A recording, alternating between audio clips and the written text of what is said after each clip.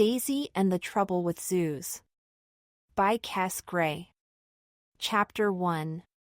The trouble with zoos is they shouldn't say things they don't mean. Especially on 7-year-olds' birthdays. If zoos say things they don't mean on a 7-year-old's birthday, then anything can happen. Which is why what happened today did happen. Which isn't my fault. My mom says all the other 7-year-olds in the zoo knew what the zoo meant. Which is a lie. Because Gabby didn't understand what the zoo meant either, and she's been 7 for ages. Dylan didn't even know. And he's as old as 9. Gabby and Dylan are my best friends, which is why Mom invited them to come to the zoo with me today. Going to the zoo was my special birthday treat. The trouble with special birthday treats is they only happen once a year, which means they can make you a bit excited. My mom says I hadn't got a bit excited, LD got overexcited. She says there's a big difference between being a bit excited and being overexcited, and that if I ever get overexcited like today again, then all my birthdays will be cancelled in future. Which means I'll be 7 forever. Gabby and Dylan say that if my mom cancels all my birthdays, can share some of theirs. Like for instance when Gabby has her next birthday, she gets half of it and I get the other half. That means, instead of Gabby being 8, she'll only go up a half to 7.5, but I'll go up a half to 7.5 too. Dylan says that he wants to keep 3/4 of his birthday. That means on his next birthday, instead of being 10, he doesn't mind being 9 3/4 instead, which is nearly 10 anyway. Dylan says giving someone 1/4 of your birthday is still quite a lot, especially when someone else has already given you one of their halves too. Plus, Dylan says if I can find another person to give me one of their quarters, then I'll be back to normal. Except, the trouble with me going back to normal is it won't be right, because then I'll be going up in ones, Dylan will be going up in 3/4, and Gabby will be going up in halves. Which is less than me. Which really wouldn't be fair because I was the one that got overexcited at the zoo, not them. Dylan says to make it fair, Gabby and him would need to find someone else to give them a half and 1/4 of their birthday. But that adds up to 3/4 of a birthday. Dylan says that the trouble with someone giving away 3/4 of their birthday is they'll only be getting 1/4 older every year. Which really isn't very much at all. Dylan is ever so good at maths. He's going to be a computer when he grows up. Gabby isn't. Gabby hates adding up. And taking away. Gabby says sums make her brain shrink. The trouble with your brain shrinking is in the end it will turn into a pea. Which is the worst thing in the world a brain could turn into. Plus your head will start to rattle. And you won't be able to tie your shoelaces. Or do joined up. In the end we all agreed it would be easier if I didn't ever get overexcited in zoos again. That way, what happened today will never happen again. Plus none of my birthdays will ever get cancelled and we can all grow up in ones on our birthdays, instead of halves and quarters. Plus no one will have to worry about blowing out more than their fair share of candles. Or getting too many pink ones. Gabby says just to make sure I don't get overexcited again, it might be better if I didn't ever go to the zoo again. Ever. Gabby said maybe we should just go swimming or something on my next birthday. But I said no way. Swimming pools aren't anywhere near as good as zoos. Even swimming pools with slides and wave machines and hot chocolates. And anyway. What happened today wasn't my fault. It was the zoo's fault. Chapter 2. Do you always wake up early on your birthday? I do.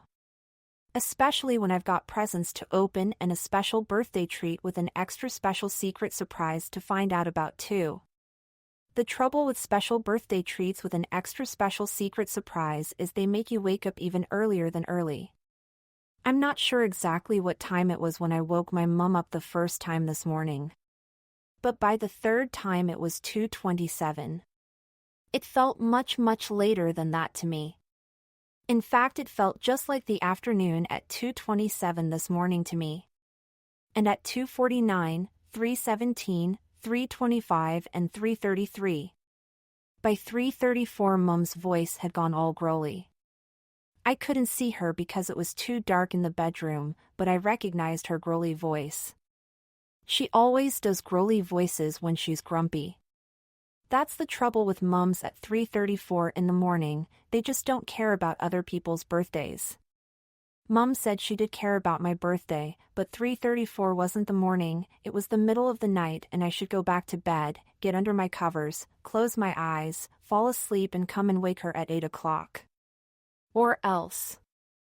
I said, or else what? She said, or else I wouldn't get any birthday presents in the morning at all. I said maybe the clock in her bedroom was wrong. She said the clock in her bedroom was never wrong. It was digital. She said digital clocks are never wrong. Especially at 3:34 in the morning. I said it was afternoon in Australia. She said we don't live in Australia. I said I wished we did. She said sometimes she wished I did too. I said, can't I open just one of my presents? She said if I didn't go back to bed right now, I wouldn't get any presents or my special birthday treat or my extra special secret birthday surprise either. So I went back to bed. The trouble with going back to bed when you don't want to is your eyelids won't close. Well, they will close, but they won't stay closed. That's because eyelids are one of the most excited bits of your body. I closed mine about 1 trillion times, but every time I thought of my presents, or wondered what my secret birthday special surprise was, they just kept pinging open again. I even tried holding them down with my fingers, but that didn't work either. That's the trouble with holding the eyelids down with your fingers. If your eyelids are too excited, you have to let go. The trouble with letting go of your eyelids when they are too excited is your eyeballs start getting excited next. Then your head. And then your whole body. Including your pajamas. If Mom had let me open just one of my presents, then I would probably have been all right. I would probably have gone straight back to sleep. My eyeballs wouldn't have got excited, my eyelids wouldn't have kept pinging open, and my whole body wouldn't have been so wriggly. But she didn't. And they did. That's the trouble with not being allowed to open just one present, the only thing you can open is your eyes. I didn't go to sleep at all after that. Chapter 3. When my mom woke me up, it was 8:30. Happy birthday, Daisy, she said. Wake up, sleepyhead. It's 8:30. I told her I hadn't been asleep at all night, and that it was her fault because she should have let me open just one present. Mum said not to worry because now I could open all my presents. Once I'd opened all my birthday cards. The trouble with being made to open your birthday cards before you've opened your presents is birthday cards aren't anywhere near as good as presents. Mum says that cards are important because they have birthday messages in and they tell you who the presents are from. I got a shaker maker painting set from my Auntie Sue and Uncle Clive. I got a slippy slidey water slide that you can squirt washing up liquid on from my nanny and grampy, except our garden doesn't slope very much, so it won't be very slidey. It should still be quite slippy though. Mrs. Pike, my neighbor, bought me a big book on cats. And Mum bought me a new second-hand bike. With bigger wheels and a higher saddle, plus a basket on the front to put things in, plus a drinks bottle full of orange squash, which is my favorite allowed drink. But my best birthday present was my surprise birthday trip to the ZOO. With Gabby and Dylan. I'd known for ages I was going to have a special birthday treat, but I didn't know till this morning that I was going to be going to the ZOO. With Dylan and Gabby too. Mum told me when I was eating my breakfast. I was so excited, one of my cornflakes went down sideways. And then things got even more exciting. I thought Dylan and Gabby were the extra special secret surprise bit of my birthday treat, but I was wrong. Dylan and Gabby coming to the zoo with me was only just one little bit of the extra special secret surprise. The biggest bit of my extra special secret birthday surprise was... You're never going to guess. Go on, guess. You'll never guess, have you guessed? I bet you haven't. Okay, I'll tell you. The biggest bit of my special secret birthday zoo surprise was... I was going to feed the penguins at the ZOO. My mom had actually arranged for me to go into the actual penguin cage with the actual zookeeper and feed actual penguins on my birthday. Real actual penguins. With actual beaks and everything. How brilliant is that? Gabby and Dylan were coming to our house at 10 o'clock, and then the three of us were going to spend a whole day at the zoo together. Plus my mom. Plus, out of the whole ZOO, I would be the only one out of absolutely everyone that would be allowed to feed the actual penguins in the actual penguin cage today. How totally brilliant is that? Mom said she was pleased that I was pleased about my extra special surprise. Then she pointed at the floor and asked if I'd like to do something extra special for her before we got ready to go out. That's the trouble with birthday wrapping paper. It always needs picking up afterwards. Chapter 4. The trouble with waiting by the window for your best friends to turn up is they never turn up when you want them to. I was ready at 9:30. Why couldn't they be too? Mom told me to stop steaming up the glass or LD have to clean the window with a duster.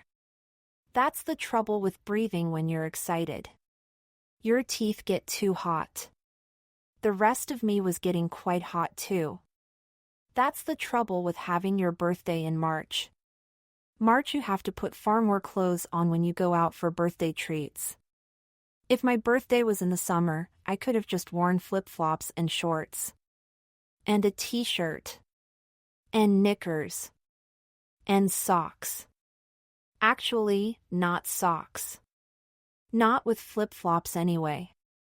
Anyway, Mom told me to take my duffel coat and scarf off and wait until Gabby and Dylan arrived before I put them on again, but I wouldn't, because I wanted to make sure I was extra ready. Being extra ready is really good. When Dylan and Gabby arrived at my house, they had their coats and scarves on too. Gabby was wearing her Wellingtons as well, just in case there was any elephant poo at the zoo. The trouble with treading in elephant poo is it can go right up past your knees if you're not careful. Up to your head if you're really little. So I put my Wellingtons on too, just in case, but Dylan didn't. Dylan said he wasn't scared and was going in his shoes. He is 9 though. In the car on the way to the zoo, I opened my presents from Gabby and Dylan. Gabby bought me a magic set, and Dylan gave me a rocket for letting off on the lawn plus a real actual snake skin. He said he found it in his snake tank and it came off his snake, who's called Shooter. When I wiggled the snake skin at Gabby, she screamed and bashed it with her hand. So it broke in half. That's the trouble with snake skins, they're not meant to be bashed. Dylan said he couldn't wait to visit the reptile house and Gabby said she was bursting to see the monkeys. But I wanted to see the penguins. When I told Gabby and Dylan that I was actually going to feed actual penguins with actual fish out of an actual bucket, they were really jealous. Gabby said, "Wow," and Dylan said, "Cool." Then my mom said we'd have to go back to the house because she'd forgotten our tickets. That's the trouble with moms when they go to zoos, they need to get more organized. On the way back to our house, we sang Nellie the Elephant, but instead of shouting Trump, Trump, Trump, we did great big elephant poo noises. Mom let us because it was my birthday, but asked if we could sing something nicer on the way back to the zoo. No one knew any nice songs, so we did animal noises instead. The trouble with doing animal noises is zoo animals are really hard. Farm animals are easy, but zoo animals aren't. No one knew what noise a rhinoceros made, or a zebra or a camel or a crocodile or even a penguin.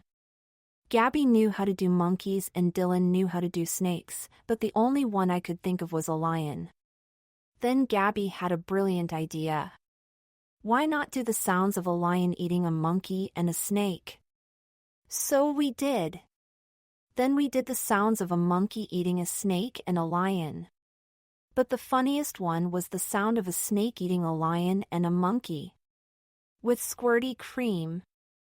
I did the squirty cream sound, plus the lion, and then Dylan did the sound of the snake plus some custard too. It was so funny I nearly wet myself. Mom said it was so noisy too, then asked us if we would mind making the sounds of a giraffe instead. None of us knew what a giraffe sounded like, so Mom said, actually, giraffes don't make any sounds at all. Which is silly. And impossible. So we all made hairy gorilla noises instead. Mom said we were getting overexcited, which wasn't true. But when we started doing dinosaur noises, she said if we didn't stop, then she would. When we asked her what she meant, she said that if we didn't stop doing dinosaur noises right there and then, she would stop the car right there and then. So we stopped. And she kept going. Chapter 5. When we got to the zoo, there were loads of people there already.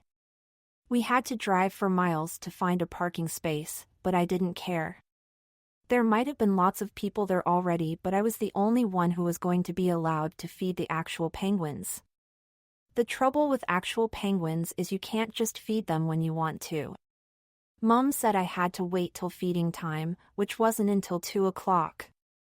I said they were bound to be hungry right now, and if I didn't get to feed them right away, they would probably starve to death. Mom said they wouldn't starve to death at all and there were plenty of other animals to look at in the meantime. Dylan wanted to go straight to the snakes, but I didn't mind where we went, and anyway the monkey house was nearest. The trouble with monkey houses is they really pong.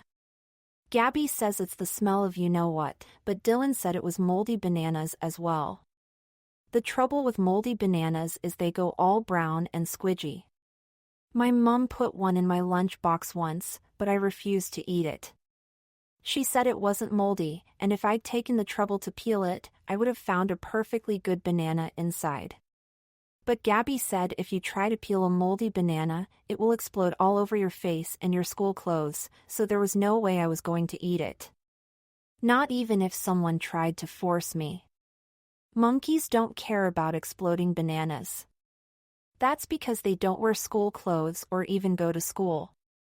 The trouble with going to school if you're a monkey is you're not allowed to jump around in class. Or swing from ropes or throw orange peel on the floor. Jack Beachwhistle threw a crisp packet on the floor in the playground once and he got told off by the dinner lady. And he had to pick it up. There's no way I would have invited Jack Beachwhistle to the zoo with me today. Not unless we could have fed him to the lions. The trouble with lions is they lie down too much. At least zoo lions do. You can watch monkeys for ages because they never stop swinging around or climbing on tires or scratching their bottoms. But lions don't have any ropes or tires to play with. All they have is about 2 rocks. They always look really puffed out though. Except you can never tell why. Telly lions are always racing after zebras and stuff, which would definitely puff you out because zebras are really fast runners. But zoo lions never seem to do anything. Apart from twitch their tails. If you ask me, all zoo lions seem to do is lie down all the time and blink a lot. And they've got flies on their face. Me and Gabby counted 13 flies on one daddy lion's face. Actually, I counted 15, but Gabby said I'd counted some of my flies twice. The trouble with counting flies on lions' faces is the flies never stay still. Only the lion does. One moment the flies are crawling around its eyes, the next minute they're crawling up its nose. Gabby says lions' faces are covered in meat juice. The trouble with meat juice is if you don't wash it off, you get flies all over you. because meat juice is really attractive to flies. If lions washed their faces and paws after they'd had their zebra, they'd be all right. Trouble is, lions don't know how to use a flannel or pick up soap. Dylan said that chameleons eat flies, so do tree frogs, and so do little iguanas. So we went to the reptile house next. Chapter 6. The trouble with reptile houses is it's really dark inside. Gabby said it was spooky, and my mom said she couldn't see where she was going. Then Dylan said we weren't inside the reptile bit yet. We were just in the bit you have to go through first. When we opened the next door, it got bright again, and you could see lots of different tanks made of glass. That's what reptiles live in, glass tanks instead of cages, otherwise they'll crawl through the bars and get you. There were all sorts of different lizards in the glass tanks, and snakes and even great big frogs. They didn't do very much either, though. In fact, the snakes looked even stiller than the lions. Gabby said it was probably because it was so hot inside. She said if she lived somewhere that was as hot as a reptile house, all she would do is lie down and eat ice creams. Dylan said snakes don't eat ice creams, and they were probably saving their energy for when they had to pounce on a locust or something else they wanted to eat. Locusts are like big grasshoppers, except they taste of Africa. The trouble with tasting of Africa is that there are loads of animals that want to eat you: lions, tigers, leopards, cheetahs. But not tortoises. Tortoises only eat lettuce, which doesn't taste of anything. I know because I had some at my nanny and Grampy's once. The tortoises in the reptile house were being too still as well, so I'll tap on their glass with my hand. Don't tap on the glass, Daisy, said Mum, pointing to a sign on the glass tank that said, "Please do not tap on the glass." The trouble with not tapping on the glass in the reptile house is you'll never get anything to move. My mum said that every time we turned round, the tortoises quickly jumped up and did cartwheels behind our backs. But each time we turned round really quickly to try and catch them out, they still looked just as still. So we went to look at some other animals. Chapter 7. The trouble with sparrows is it's a swizz putting them in a zoo. When we went to look at the spider monkeys, there were sparrows in the cage too. They were flying around and perching on branches and pecking at the floor and everything. Who wants to see sparrows in a zoo? You can see them in your own garden at home. If you ask me, zoos should let all their sparrows go and put something better in the cages instead. Like budgies. Gabby said they might be African sparrows. But they looked like normal ones to me. The trouble with spider monkeys is their heads look too small. Plus their tails look too long. Mum said that spider monkeys can use their tails just like people use their arms and legs. Their tails are really strong, which means they can hang upside down from branches and peel kiwi fruits at the same time. I still can't see why they've got such small heads though. Gabby said they probably fell from a tree when they were hanging by their tails. If you fall from a tree when you're hanging by your tail, your head will hit the ground and get banged down into your shoulders. That would definitely make your head look really small. Dylan said they were just weird. Not as weird as a fossa though. Me, Gabby and Dylan had never heard of a fossa before. Even my mom hadn't heard of a fossa, and she's heard of everything. But fossas do exist because we nearly actually saw one. And boy, do they look weird. They've got the whiskers of an otter, the nose of a dog, the tail of a cat, and the smooth brown body of an otter cat dog. How weird is that? The trouble with fossas is they hide a lot, which means that if you look through the glass, you don't actually get to see an actual fossa. You can see the actual picture of them on the cage, though. Mom said that fossas are like ugly tree lions, and they can chase through trees just like a squirrel. Except they don't chase nuts. They chase lemurs. To eat. Gabby reckons fossas eat cars, too, because there were 2 dead tires on the floor of the fossa's cage. All the rest of the car had been eaten. Dylan said there was no way that any animal could eat a car. Except for a Tyrannosaurus Rex. But me and Gabby definitely reckoned the faucet tires had been chewed. Then we looked for bits of dead lemur. But we couldn't see any. So we went to look at the alive ones. The trouble with alive lemurs is they look like spider monkeys. Plus they haven't got any thumbs. Not proper thumbs like proper humans anyway. Mom said that they'd be no good at hitchhiking. But we didn't know what she meant. Then she said that considering they didn't have proper thumbs, they were really good at peeling oranges. There were dead bits of actual fruit all over the lemur's floor. The trouble with dead bits of actual fruit is they make the cage look really untidy. Mom said the floor of the lemur cage reminded her of the floor in my bedroom. Which is a lie, because the only fruit LV ever left on my carpet is about 3 apple cores. And a banana skin. But not a moldy one. And not all at the same time either. Like a lemur would. Plus I don't like kiwi fruit. It's got too many pips. The trouble with pips is they don't fast very nice. If you had lemur teeth, they'd probably taste all right, but if you've got normal teeth, then they don't fast very nice at all. Especially if you crunch one. My mom bought a big bunch of grapes from the supermarket once and they were full of pips. In fact, there were more pips than grape. She said she'd meant to buy pipless grapes, but the supermarket was closing so she just grabbed the nearest ones. The trouble with just grabbing the nearest ones is you can end up spitting pips out for ages.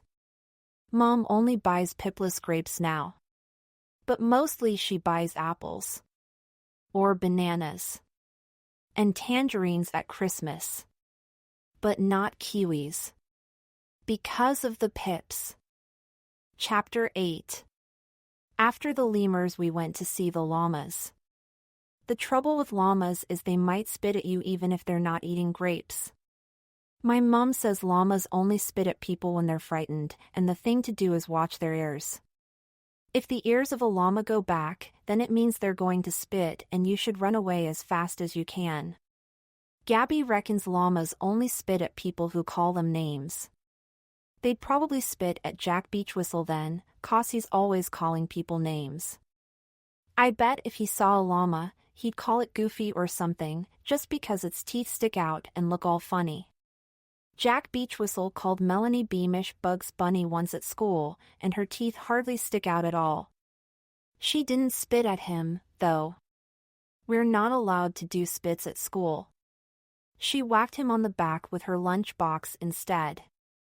Dylan says animal teeth have different designs, depending on what sort of food they eat. Lions have biting teeth, hyenas have crunching teeth, giraffes have munching teeth, and hummingbirds have sucking teeth. Which you can't actually see because they're so small. Elephants have the biggest teeth. Did you know an elephant's tooth is the size of a brick and weighs 3 kilos? That's heavier than a flower pot. It's definitely true because it said so on the sign on the wall outside the elephant cage. Imagine being a tooth fairy and having to pick up an elephant's tooth. Gabby reckons it would take about 20 tooth fairies all at once to pick up an elephant's tooth. I reckon tooth fairies have special fairy cranes for doing really heavy zoo jobs.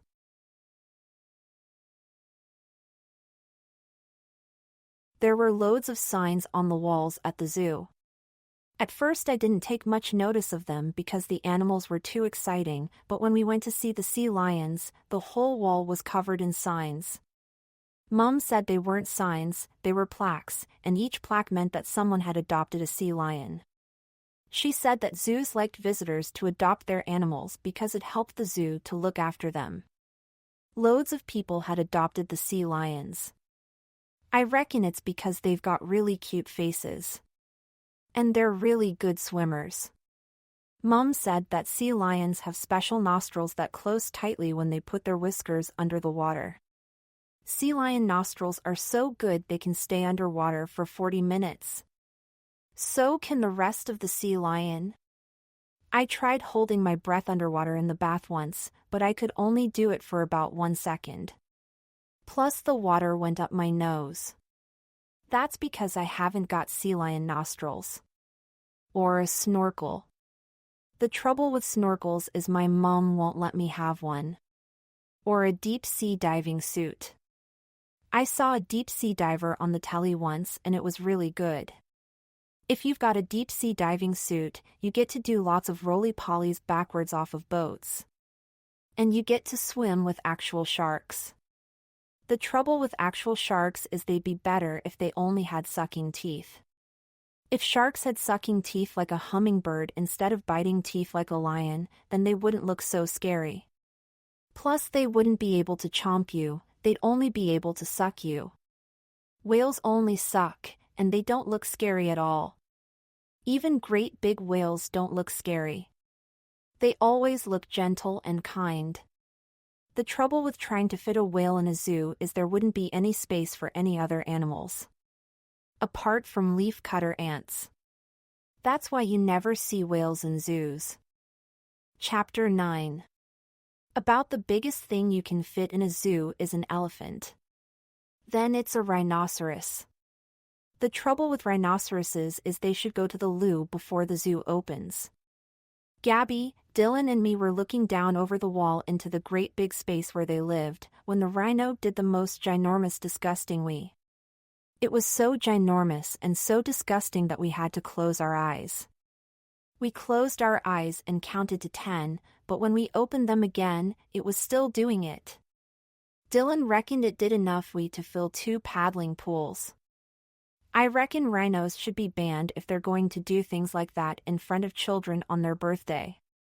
Mom said that when you're a rhino, you can just do what you want when you want. Because no one's going to stop you. The trouble with trying to stop a rhino is they're made out of concrete. If you try and stop a rhino doing a wee or anything, it will run you over and squash you flat or bash you up into the air with its horn. Dylan said a rhino's horn isn't made out of concrete, it's made out of hair. Special hairy concrete-type hair that you only get in Africa. Anyway, even if a rhino horn really is only made out of hair, it can still give you a really hard bash. The other trouble with white rhinos is they're not that white. The sign said it was a white rhino, but the one at our zoo was brown.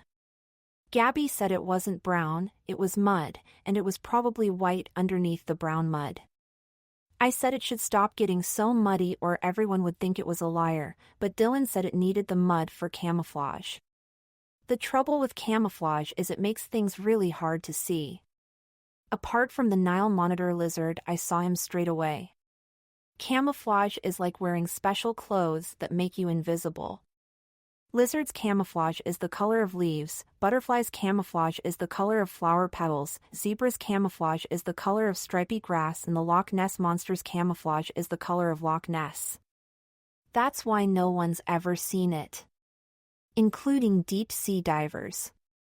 The worst kind of zoo camouflage is the flamingos. They're easy peasy to see, because flamingos aren't the same color as anything. They're just pink. Bright pink, too. And they stand on one leg. The trouble with standing on one leg when you're pink is it makes you look like a stick of candy floss. Dylan says if animals don't taste nice, sometimes they have really bright colors on them to warn other animals not to bite them. I said that if I was going to warn an animal not to bite me, I'd make myself look like a pea, not something as yummy as candy floss. Then Mom said we should all try standing on one leg too. Dylan did it for the longest, then me, then Gabby, except Gabby said I pushed her but I didn't. I just sort of fell on her, but I couldn't help it. Mom read the sign on the flamingo fence and told us that a flamingo can stand on one leg for up to 4 hours without putting its foot down. Or even wobbling. Trouble is, we didn't really have long enough to see if it was true, because straight after the flamingos it was time for my birthday zoo lunch. Chapter 10. I love birthday zoo lunches. Last year, I had a birthday wacky play park lunch, but birthday zoo lunches are even better. After we had found a bench to sit on that was sort of out of the wind, Mum took our birthday ZOOS sandwiches out of her bag. Most of the time in my sandwiches I only get to have cheese or jam. But when it's my birthday, my mom lets me have whatever I want. Within reason. Because birthday sandwiches are really special. Dylan said he had Bully Bear in his sandwiches at school, but he'd never had it with hundreds and thousands on. Gabby said Bully Bear with hundreds and thousands on tasted really nice, and she was going to try hundreds and thousands with cheese spread when she got home. The trouble with trying hundreds and thousands with cheese spread is you better ask your mom first. Because it needs to be your birthday really. Otherwise your mom will probably say, no, you can't have hundreds and thousands on your cheese spread. Are you mad?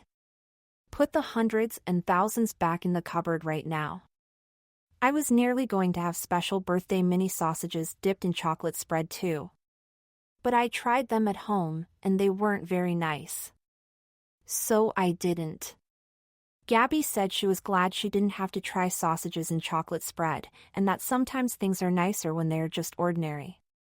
That's why we had ordinary sausages and cheesy puffs not dipped in anything. And we had chicken sate sticks and we had lemonade, which is my favorite not allowed drink. While we were sitting on the bench eating our lunch, loads of birds started coming all around us. There were sparrows that had escaped out of their cages, plus about 7 pigeons, 3 ducks, and a yellow tit. Except Mum said it was a greenfinch. Except it didn't look very green to me. Dylan said that in the winter, birds find it really hard to find food. That's why people hang peanuts up in their gardens. Gabby said the birds had definitely smelled our Bully Bear with hundreds and thousands on, and we had better eat our sandwiches fast. The trouble with eating your sandwiches fast is if you're not careful, you might choke.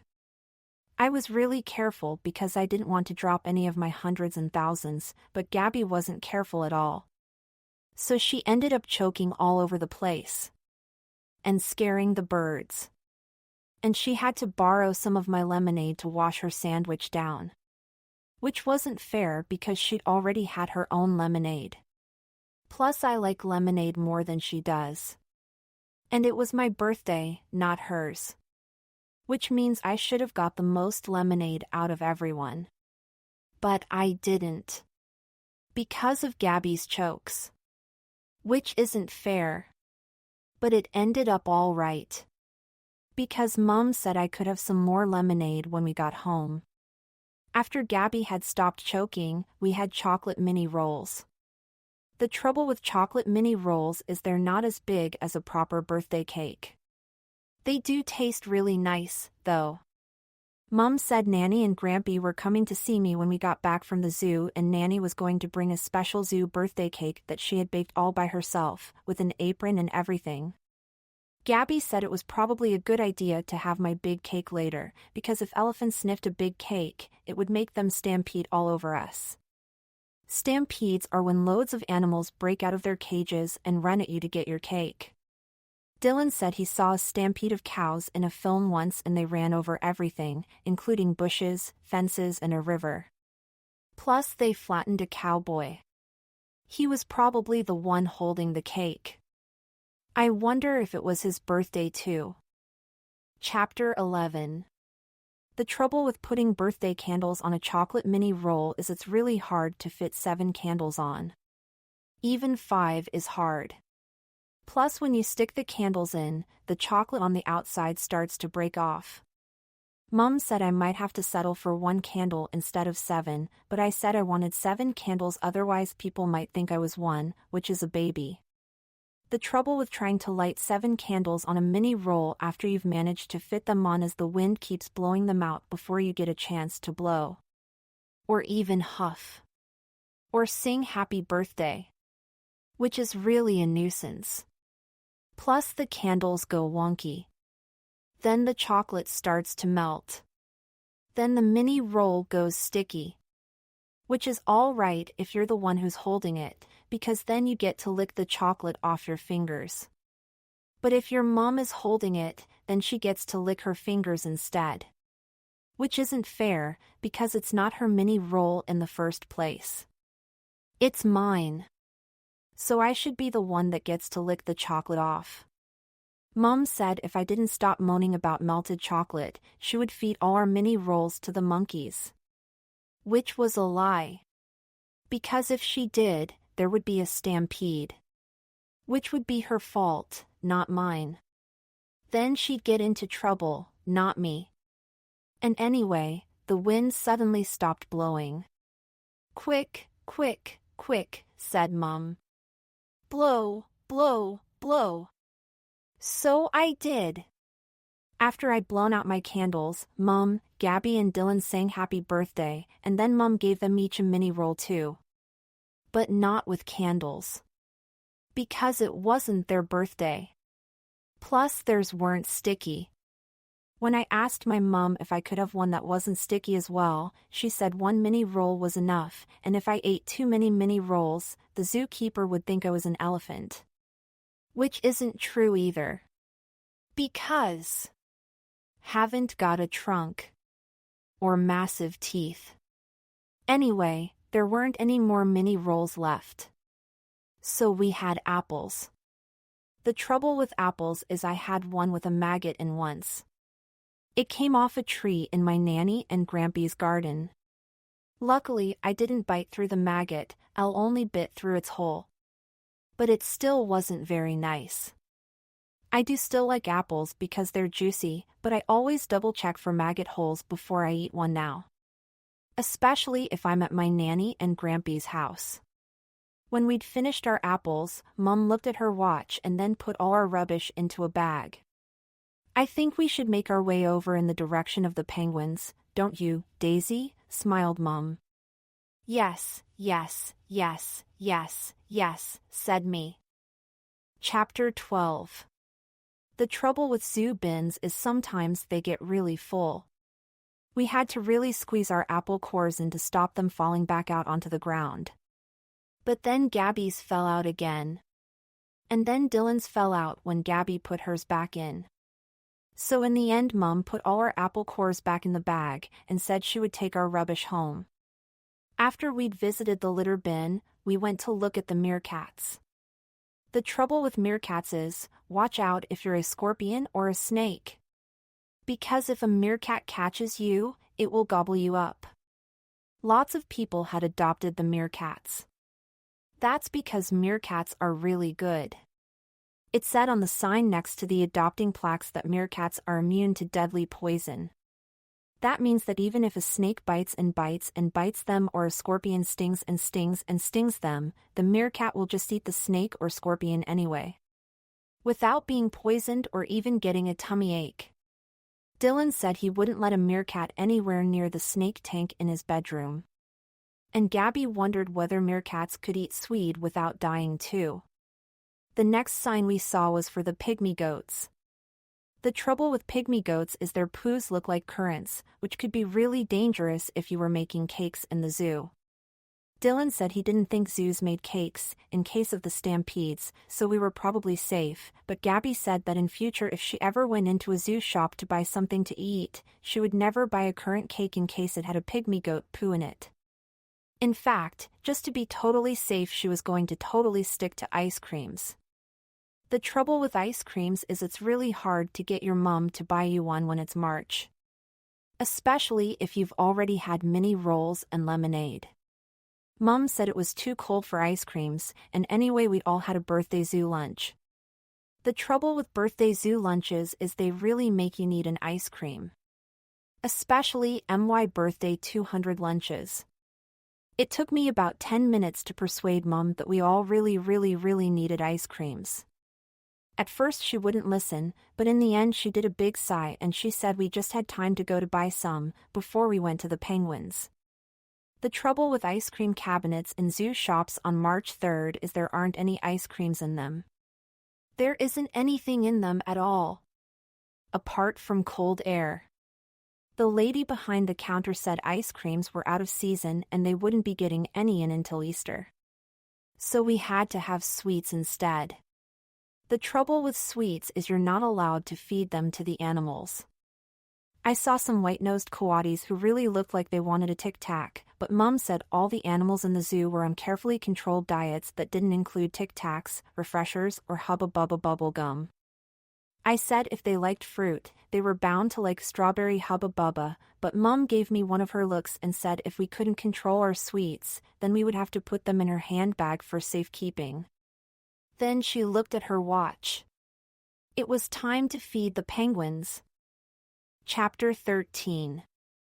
My heart was beating really fast when we arrived at the penguin house. Mom said hers was too, but that was because she isn't used to running. When we got there, a zoo man in a brown uniform with a zoo badge on it was waiting for us by the gate. "Are you Daisy?" he asked. "Yes," said my mom, pointing to me. "Sorry we're late." "That's fine," said the zoo man. "My name's Tim." "Happy birthday, Daisy. Would you like to feed the penguins?" "Yes, please," I said. "Then come with me," said Tim, "and I'll introduce you to Tiffany." I thought Tiffany was going to be the penguin leader. But she wasn't. She was a zoo lady. Tiffany had a brown uniform with a zoo badge too, plus she was wearing Wellingtons. That's because everyone who's an expert on penguins wears Wellingtons. Mom asked me if I wanted her to come with me, but I said no because she wasn't wearing Wellingtons. The trouble with not wearing Wellingtons is penguins won't really like you. So I told Mom it would probably be better if she went to sit with Gabby and Dylan. You can still watch penguins being fed if you haven't got Wellingtons, and they will still like you a bit. But not as much, because they're only liking you through the glass. Mom took Gabby and Dylan into the bit behind the glass where they could sit and watch me and the penguins, and then Tiffany held my hand. Then my heart started beating even faster because I was actually going in. Right in. Into the penguin house. With the actual penguins. First of all we went down a slope, then up a bit to a gate that had 2 padlocks and 2 bolts on it. Tiffany undid the padlocks and then opened the gate. I couldn't see any penguins at first because Tiffany's zoo shirt was in the way. But when we walked right inside through the gate, there were penguins all over the place. Plus there was a baby penguin too. Chapter 14. The trouble with baby penguins is they can't really do very much. Except sort of stand still. Tiffany said that baby penguins don't get their proper feathers until they are about 6 months old, which means they can't swim around like their mummies and daddies can. Mummy and daddy penguins have special swimming feathers that keep water out and stop them getting soggy. Baby penguins don't have proper feathers at all. All baby penguins have is fluff, which doesn't keep water out. But it does make them look really cute. Tiffany knew loads about penguins. When she was opening the penguin cupboard, she said there were 18 different types of penguin in the world. Not including the chocolate biscuit ones. The ones we were going to feed were called Humboldt penguins. Which isn't a very good name for a type of penguin, I think. Plus it's really hard to spell. Anyway, when the mummy and daddy penguins saw Tiffany open the cupboard, they started jumping off the rocks and diving into the pool. Then they started zooming through the water and doing sort of sideways roly-polies.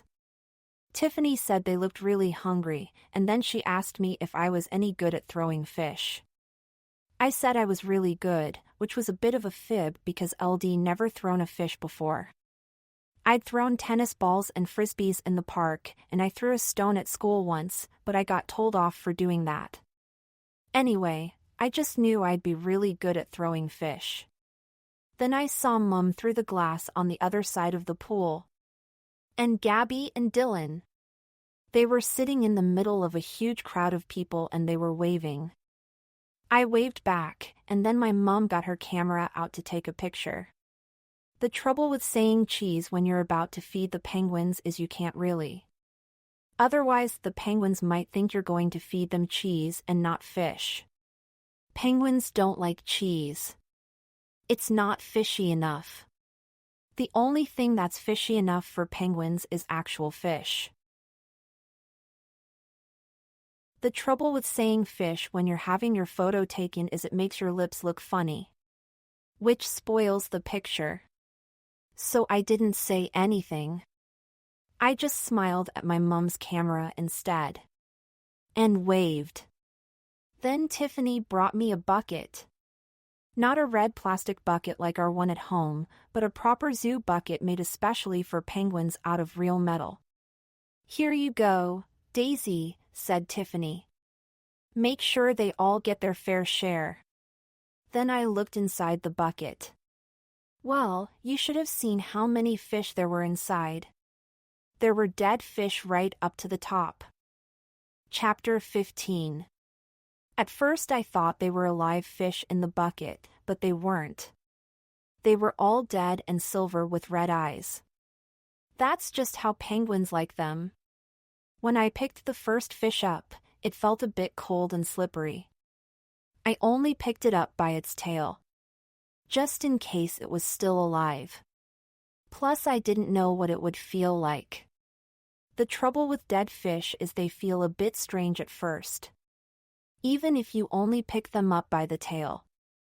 The trouble with picking a dead fish up by the tail is it makes it quite hard to throw. My first fish didn't go anywhere near where I meant it to, but a penguin still got it anyway. In fact, 3 penguins zoomed right after it, but only one managed to get it. Everyone in the crowd cheered when the fish got gobbled. So next time I threw 2 fish at once. You should have seen the penguins then. I never knew they could swim so fast. The fish were only in the water for about a second before both of them had been gobbled up. Then I threw 3 fish at once, and they got gobbled up really quickly too. After about 5 throws was putting my fingers right into the bucket, right round the dead fish and everything, without them feeling cold or slippery at all. I'd really got the hang of throwing, and I was making the penguins zoom absolutely everywhere. The penguins must have been really hungry because the more I threw, the more they dived and zoomed. One penguin even got out of the pool to try and steal a fish out of my bucket. Everyone laughed, and Tiffany had to shoo him straight back into the pool. It was 500 million brilliant. Everyone was cheering and clapping, and there were bubbles coming out of the water, and splashes, and really fast beaks zooming everywhere.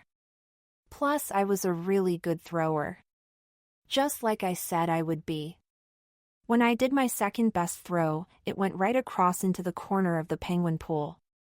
But my best throw was 50,000 good, it went right over the pool, through the air and hit the glass on the other side, where Mom, Gabby and Dylan were sitting.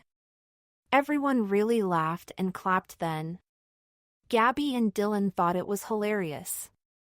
My mom tried to take a picture, but she missed it. That's the trouble with moms taking good pictures. They're a bit slow. So then I tried to throw a fish right out of the zoo. But I only had 3 fish left in my bucket, and they were really slippery ones. Plus one didn't have a head. So they only went as far as the middle. But Mom still took a picture. And everyone still clapped. And the penguins kept diving and zooming around. Then my bucket ran out. The trouble with buckets running out is you don't have any fish left to throw. Which isn't very good, because the penguins still looked really hungry. So I threw the bucket into the penguin pool too. I didn't actually mean to throw the bucket in, it just sort of came out of my hands. I wasn't trying to throw it in on purpose or anything.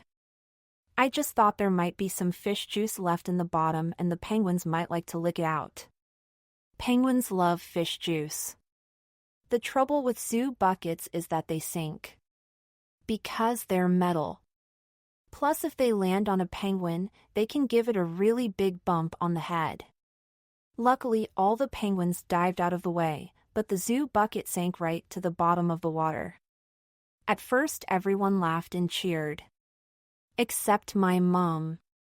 Mom covered her eyes and went red, but most people thought it was funny. Gabby and Dylan thought it was hilarious. I'm not sure if Tiffany did, though. She sort of smiled and sort of frowned at the same time. And then she had to go and get a long zoo net. The trouble with zoo nets is they're not very good at picking up buckets. Which meant Tiffany had to spend quite a long time trying to get the bucket out. I asked her if she wanted me to have a go, but she said it would be better if I left it to her. So I did. It would definitely have been better if she had let me have a go with the net, because I'm really expert at that too. In Cornwall when I was on holiday, Mum bought me a net. When I put it in the rock pool, I caught loads of sand, 2 shells and a lolly stick on my very first go. I nearly caught some weed too, but it escaped when I lifted the net up.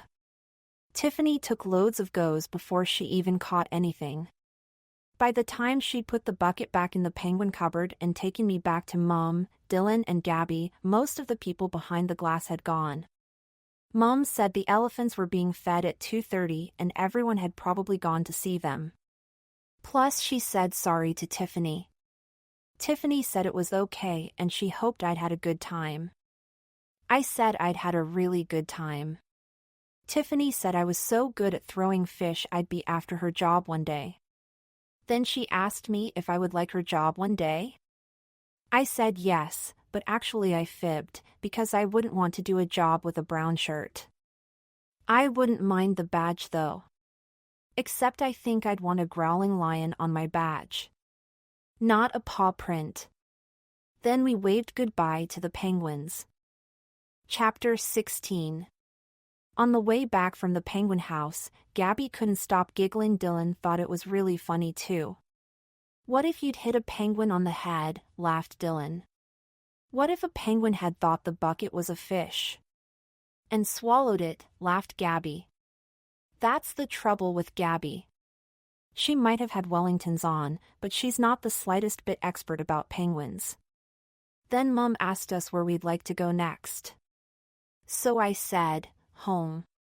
Home? Said Mum. Surely you don't want to go home yet. We haven't seen the crocodiles, or the tigers or the vultures or the mongooses. So I told her I was really tired. You're not worried about the bucket, are you, Daisy? She said. You really shouldn't be worried about the bucket.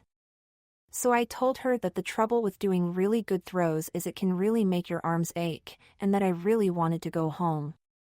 Really? She said. Really, I said. But we haven't even seen the giraffes yet, said Mum. We must go and see the giraffes.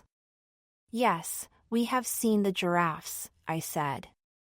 They were over on the other side of the rhinoceros bit. Well, we haven't seen the giraffes close up, said Mum. My mum really likes giraffes. I said we didn't need to see a giraffe close up, because they're so tall. You can see a giraffe from anywhere. So Mum sighed, and then asked Gabby and Dylan what they wanted to do. Gabby said she wanted to go to the play area and Dylan said, "Are there any rhinoceros beetles?" Which was a real nuisance, because I really wanted to go home. Mum said if there were any rhinoceros beetles, they were probably in the reptile house. But Dylan said rhinoceros beetles weren't reptiles, they were insects. Dylan said rhinoceros beetles are the strongest animals in the world and they can lift things that are 850 times heavier than themselves. Which I asked quite cool, but I really wanted to go home. Luckily the zoo didn't have any rhinoceros beetles. They did have hissing cockroaches, but Dylan said they wouldn't be as good. The trouble with play areas is the 20O did have one of them. When we got there, it had slides and rope bridges and tunnels and everything. Gabby and Dylan couldn't wait to go on them, but I really wanted to go home. So I sat on a bench with my mom. "Are you sure you're feeling all right, Daisy?" asked Mom. "You love swings and slides usually. I can never get you off the swings and slides when we go to the park." I said I was feeling fine, but I really wanted to go home. Luckily, there was a puddle at the bottom of the big slide. The trouble with big slides is they make you come down so fast, you can't stop yourself at the bottom. So if there's a puddle at the bottom, your bottom goes straight in it. Gabby came down first. And then Dylan. You should have seen Gabby's face. She had dirty puddle water all over her coat and all down her tights. Dylan didn't get so much on him because Gabby's bottom had already soaked a lot of the puddle up, but he still made his jeans really dirty. Mum brushed Dylan and Gabby's bottoms down with her glove and then said that actually, it probably was time to go home. Which made me really pleased. Have you had a good time? Asked Mum. Apart from the muddy bottoms. Yesssss, we shouted. Have you had a lovely birthday, Daisy? She asked. You bet. I said. Come on, then, said Mom. Let's make our way back to the car. Chapter 17. The trouble with making your way back to a car is you can never remember where you parked it. Mom said she was sure our car was somewhere over somewhere, but when we got somewhere over somewhere, it wasn't there at all. There were so many lines of cars everywhere, we couldn't see our car anywhere. First we walked down one row, then we walked down another row, then we thought we'd found our car, but it was someone else's, then we walked down about 100 more rows, then we ended up back where we started, then we didn't know where we were. In the end we did find our car, but it wasn't somewhere over somewhere, it was somewhere over somewhere totally else. Mum said that next time she parked a car at the zoo, she was going to ask a giraffe to stand beside it. And just to make extra sure, she was going to ask the giraffe to wave a big flag. On the way home, Dylan and Gabby wanted to do animal noises again. Gabby said she'd found out what sound a sea lion made, and Dylan said he'd learned how to do a macaw. But I said I didn't want to play. I said I just wanted to go home. Gabby said, let's sing Nellie the Elephant again, but I said I didn't want to do that either. Mum said I must be coming down with something, and she'd dose me up when we got home. I said I didn't want any medicine and I just really needed to get home. We were nearly almost totally home too, when it happened. Chapter 18. Muyuum, I said, just as we turned off the roundabout near our house. Do you think we could stop off at the shops? What for, Daisy? Said Mum. You've already had lemonade and sweets today. So I said, I need to buy a bag of frozen peas. Now the trouble with saying I need to buy a bag of frozen peas when your mum knows you really don't like peas is that your mum will get very suspicious. What on earth do you want with a bag of frozen peas? Asked Mum. I need it to keep my baby penguin cold, said me. The trouble with mums putting their foot down on a car brake really hard is it makes everyone shoot forward really fast and it makes you think you're going to crash. Luckily we all had our seatbelts on, but it was still really scary and our tires did the reallyest loudest screech ever. What baby penguin? Said Mum. That's when I opened my duffel coat. I've called him Findus, said. The trouble with having a baby penguin under your duffel coat is, well, lots of things really. What are you doing with a penguin under your duffel coat? Screamed Mum, staring down at my lap with her mouth really wide open. I've adopted him, I said. Adopted him, squealed Mum. You can't adopt an animal from the zoo. Everyone else has, I said. Then Gabby and Dylan undid their seatbelts really quickly and dived over my shoulders to have a look. Wow, said Gabby. Cool, said Dylan. Oh my God, we're going to prison, said my mom. We've kidnapped a penguin and we're going to prison. Can I stroke him? Said Gabby. Can I stroke him next? Said Dylan. When did you kidnap a penguin? Said Mom. How did you kidnap a penguin? When Tiffany was getting the bucket out with the net, I said. All the mummy and daddy penguins were zooming after the net and they'd left the baby one all alone. Tiffany wasn't looking after him and the mummy and daddy penguins weren't looking after him, so Elle decided I would. And anyway, I haven't kidnapped him, V adopted him. Daisy, Daisy, Daisy, said Mum. When people adopt animals at the zoo, they don't take them home with them. They just give the zoo some money to help look after them. Looking after animals is a very expensive business, and adopting an animal is just a kind and helpful way of making sure all the zoo animals are well cared for. No one takes adopted animals home. Christopher Dowsett is adopted, I said. And he lives at home. Christopher Dowsett isn't a zoo animal, Daisy, said Mum. He's one of your friends at school. He's still adopted, said. Yes, Daisy, said Mum. Christopher is still adopted, but when zoos say adopt an animal, they don't mean adopt an animal like they mean adopt a Christopher Dowsett. They mean a different kind of adopted. Then they shouldn't say adopt an animal, said. They should say pay for an animal instead. Or buy food for an animal. And straw, said Gabby. And heat pads, said Dylan. Well, whatever they should say, we're taking him straight back, said Mum. The trouble with penguin beaks is they can't speak. If Findus could have talked, he would definitely have told Mum that he really didn't want to go back to the zoo and he much preferred being with me.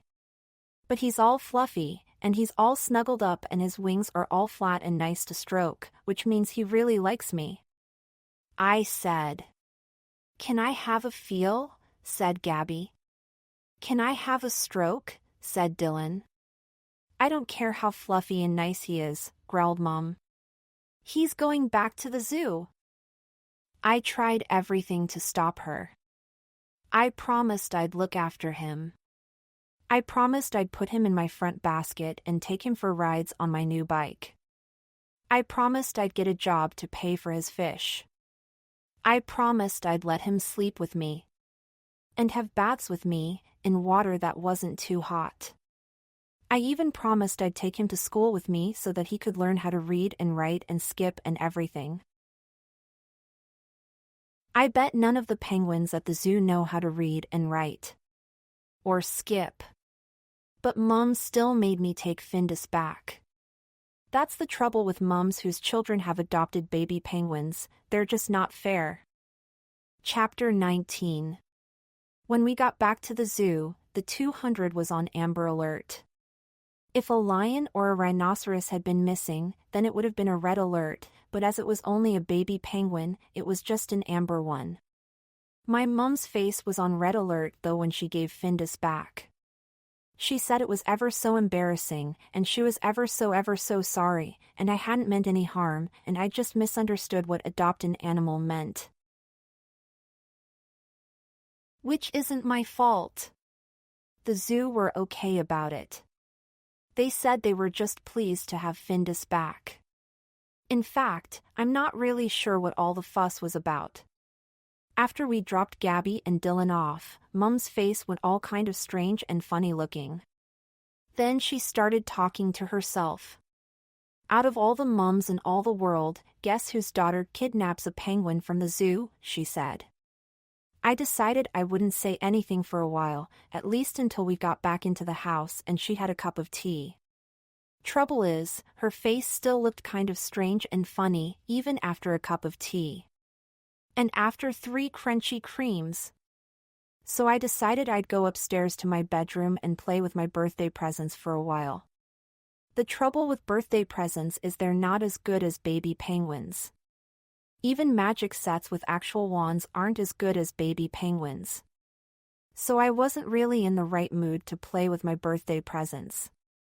After about an hour, I went back downstairs to see if Mum's face had got any better. It hadn't. It had got worse. Daisy, she growled.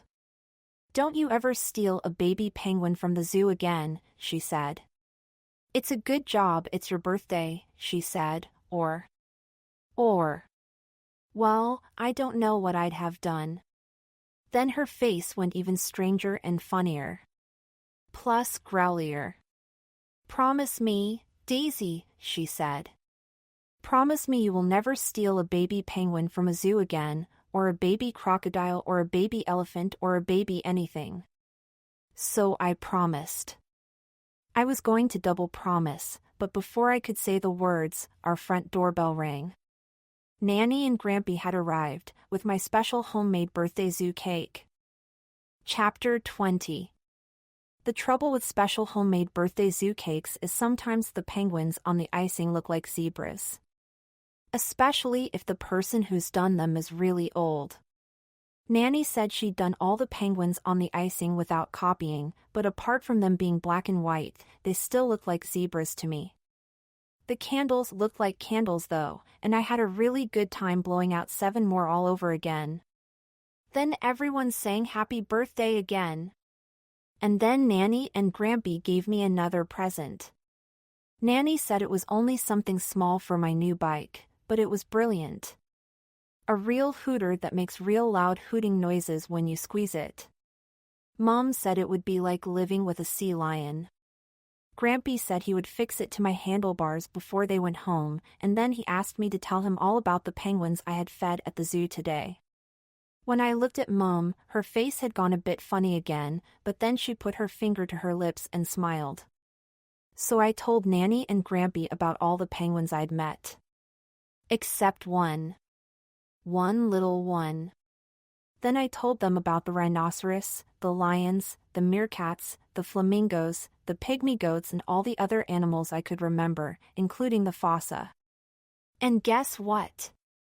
Nanny and Grampy hadn't heard of a fossa either. They hadn't heard of loads of the things that I learned at the zoo today. Before they left, Nanny and Grampy gave me 7 birthday kisses goodbye, each. Then Mom let me have 7 extra hoots on my hooter and asked me to have my bath and get ready for bed. Before she tucked me up, she read me a story. I wanted 7, but she said no. Then she stroked my forehead and asked me to promise her again that I would never adopt a zoo animal again without asking her first. So this time I double promised. In fact, I triple promised. But that's the trouble with double and triple promising after you've adopted a baby penguin. Even if I had a zillion promised, I still knew that Findus would be cross to be back at the penguin pool with Tiffany and all the other penguins. I bet you all the herrings and kippers and mackerels and sardines and pilchards and goldfish in the sea that he'd much rather have come to my house. To live on a packet of frozen peas with me.